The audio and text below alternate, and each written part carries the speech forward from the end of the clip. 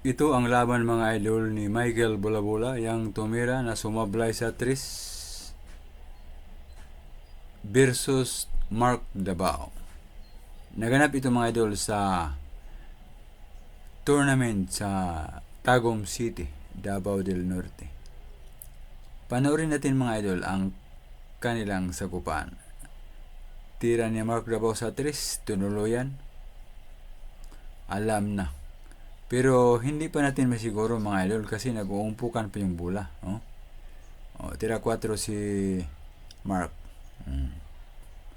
Tira 4 ha. Yan. Grabe ang banda. Parang sira yata eh.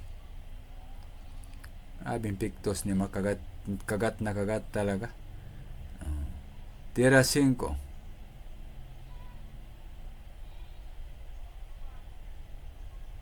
Yan, binaliktad. Akala ko sa kanan ipapasok ni Mark ang 5 doon pala sa kaliwa, no? Ganda na pagka-preparasyon sa size.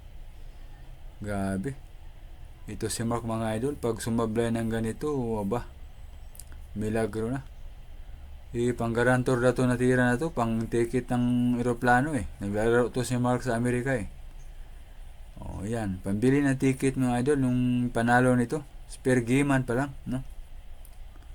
Kaya sure na talaga kung tumira,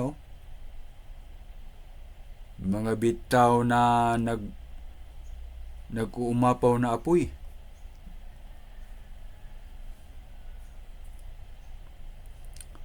Nag-aalab na mga tira, no? Umiinit. Walang sablay.